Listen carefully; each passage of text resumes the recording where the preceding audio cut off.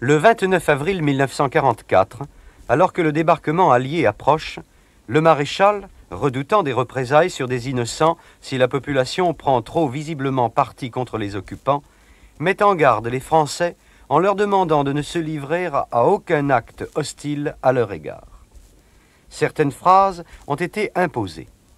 Après un mois de discussion, le maréchal finit par les accepter, persuadé que le sort du pays ne dépend que de la bataille entre armées régulières, où la France désarmée et occupée ne peut pas grand-chose.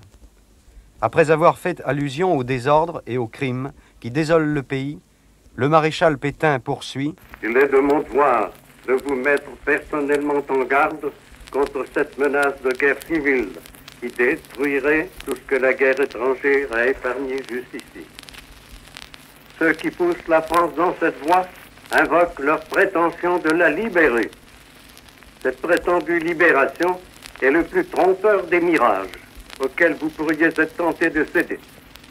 C'est le même égarement qui poussa naguère des Français à renier leurs paroles et leurs serments pour sacrifier à un faux idéal patriotique dont nous voyons aujourd'hui les fruits en Afrique du Nord.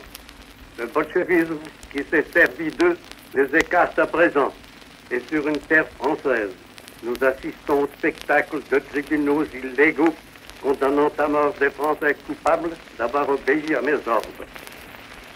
La dissidence a préparé là-bas les voies au communisme. L'indiscipline engendre chez nous le terrorisme. L'un et l'autre sont deux aspects du même fléau.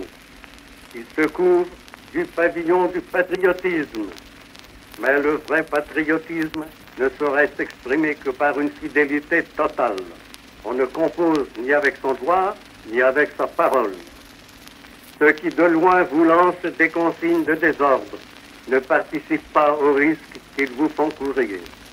Ils voudraient entraîner la France dans une nouvelle aventure dont l'issue ne saurait être douteuse. Français, quiconque parmi vous, fonctionnaires, militaires ou simples citoyens, participe au groupe de résistance, compromet l'avenir du pays. Il est dans votre intérêt de garder une attitude correcte et loyale envers les troupes d'occupation. Ne commettez pas d'actes susceptibles d'attirer sur vous et sur la population de terribles représailles.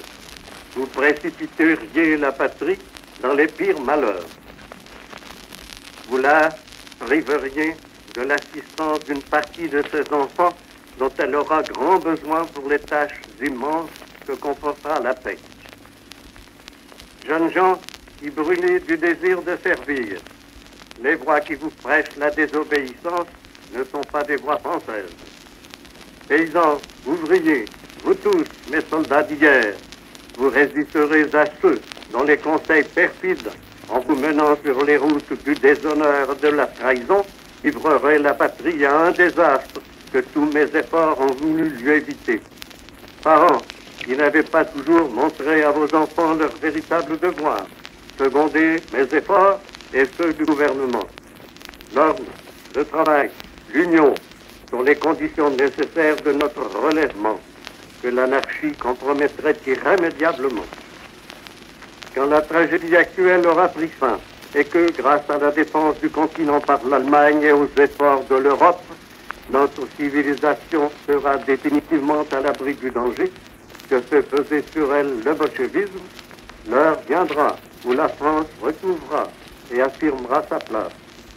Cette place sera fonction de la discipline qu'elle aura montrée dans l'épreuve et de l'ordre qu'elle aura su maintenir chez elle. Français, la lumière de notre civilisation chrétienne éclaire chacun de vos foyers.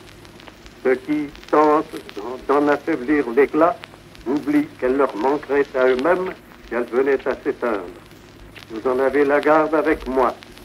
L'Europe n'aurait que faire d'une France divisée, oublieuse de ses traditions et de ses vertus. Tandis que l'Occident attend beaucoup d'une France unie et fidèle, groupée autour de son chef légitime et de son drapeau.